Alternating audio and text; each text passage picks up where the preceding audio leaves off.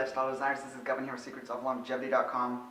One of the most underrated but most important aspects to our health, and it's growing in its importance in terms of we need to remove ourselves from these things, is our exposure to xenoestrogens. What that essentially means is synthetic compounds in plastics, basically anything from the petroleum industry, which is like nylon, polyester, acrylics, and then there's a lot of other sources as well. And these actually mimic estrogen in the body and will throw our endocrine balance off. They set us up for a whole host of problems, from obesity. I've even been hearing them called obesogenic compounds. So there's that. There's also inability to, basically any problem with the endocrine system, such as in men, the inability to have secondary male sex traits, which is the development of proper amounts of body hair, good libido, low drive just to succeed in life. Of course, anything that you can associate with estrogen dominance, which we don't want to have whether we're male or female, is going to be associated with excess xenoestrogens in the body, collecting in the body. For females, you want to have more of a progesterone dominance, depending on where you are in terms of your fertility and your menstrual cycle and things like that. But essentially, you want to have more progesterone. You don't want to have these synthetic estrogens. They set you up for breast cancer, a whole host of other cancers, and again, the problems associated with high estrogen, which is irritability, obesity, virtually all types of chronic diseases, from heart disease to diabetes, and that's for both men and women, of course. And the biggest culprits for these compounds is, number one, our clothing. So that's what I'm going to be focusing on in this video, but other sources of it that we need to start weeding out of our lives. And this isn't something that you just suddenly drop everything and completely change overnight. Some people might have the means to do that. That would usually be fairly expensive if you're considering the cost of new flooring, new paint, new walls. But the non-clothing sources of this is going to be like shower curtains that are plastic. You know, there's constant off-gassing of xenoestrogens. Paint. I once had the opportunity to, when I was younger, work in a renovation company that was really pursuing a more environmentally conscious, eco-friendly way of doing things. And one of the things we do was paint with this paint. I don't remember the name of it, but it had absolutely no off-gassing, didn't have latex and things like that in it. It was earth-based. If one day the house had to be demolished for whatever reason, the paint would biodegrade into the ground. So it wasn't this harsh chemical that, even though when it's dry we think of it as inert, it's still going to be affecting our environment. Of course, another big one is carpets, synthetic carpets. You obviously, in the long term, you want to go wood floor or wool carpets or organic cotton carpets. Then for women, you have the big one of makeup. I'm going to be doing another whole video on makeup on its own because of the amount of toxins that are contained in them. Much more than just xenoestrogens as well. There's lead, obviously, people know in lipstick, which the cosmetic community's done a good job in starting to move away from, but it goes much deeper than just that. Then you have your soaps, shampoos, shaving cream. All of these things often have petroleum products in it, so you want to be heading towards more organic, all-natural ingredients-based sources for these. You can't forget toothpaste. There's often, things like antifreeze in there. There's food packaging. That's a big one. Your food's in contact with plastic.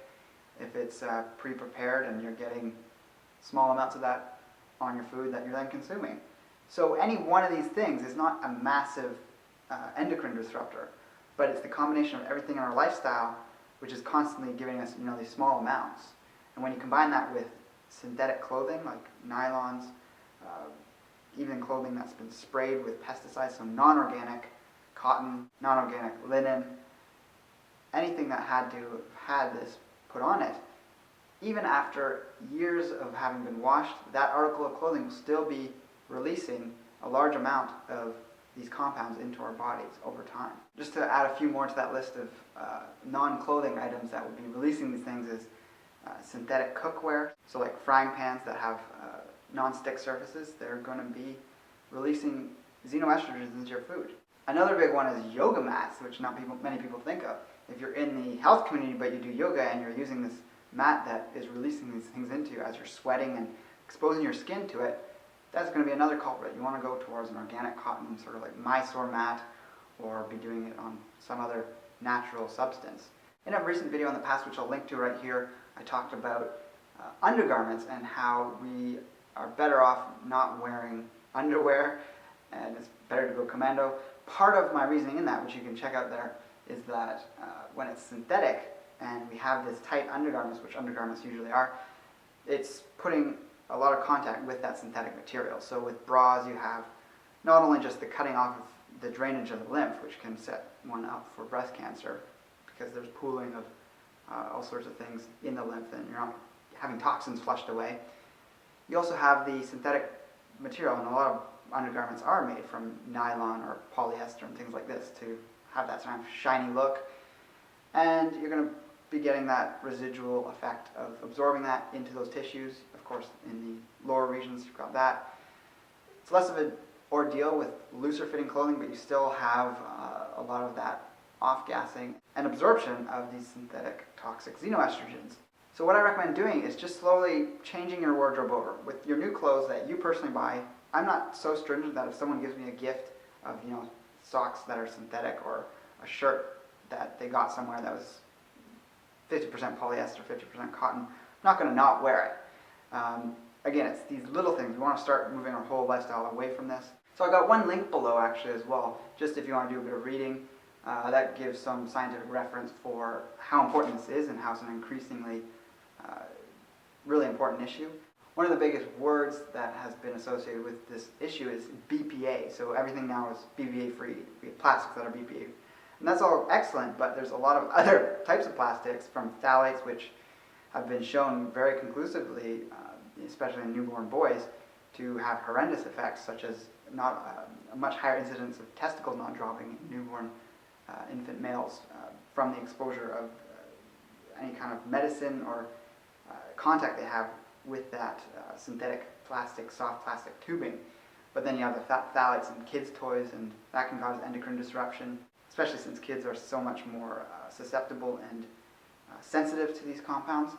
But yeah, plastics in general we want to start getting out of our life. But there are safer alternatives, but again, even the safer alternatives have some type of plastic in them. I haven't attached a whole ton of scientific references for this because there's not really any debate on this. The whole scientific community is getting more and more research out on this, and there's not really any deniers except for the people that just want to stay stuck in their mindset of, the world is safe and these things created by industry are perfectly harmless, but that's not the case.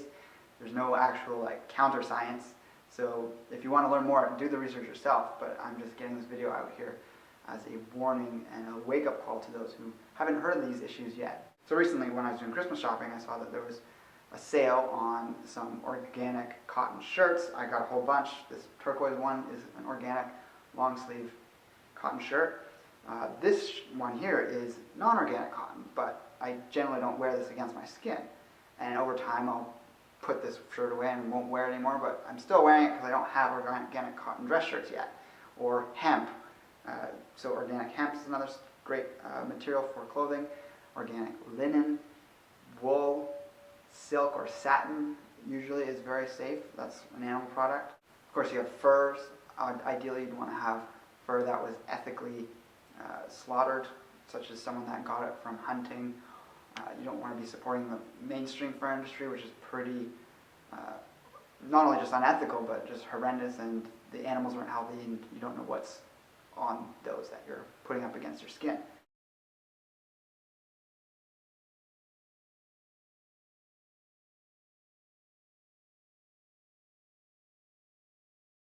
So don't underestimate the power that these have on our health, especially when it comes to clothing, which we're in contact all the time. But also don't take it so seriously that you think you have to throw out your whole wardrobe.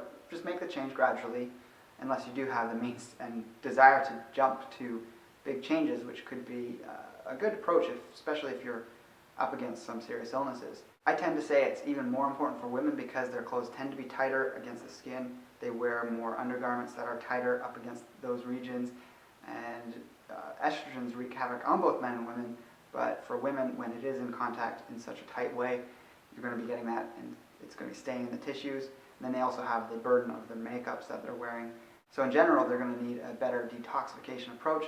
I cover a lot of things like this on my channel, so check out my playlist. I did a recent recipe that's geared towards helping remove these toxic estrogens, whether they're synthetic or even made by our own bodies. There's also the playlist I have on hormonal issues, which covers herbs and things for helping bring a greater balance to our hormonal system and our overall health. So let me know what you think about this idea and what, if there's anything I missed in this video that you consider a healthy alternative for good clothing. And also favorite, like, and share the video if you feel so inclined. So with that, I'll talk to you next time. Take care and embrace life without limits.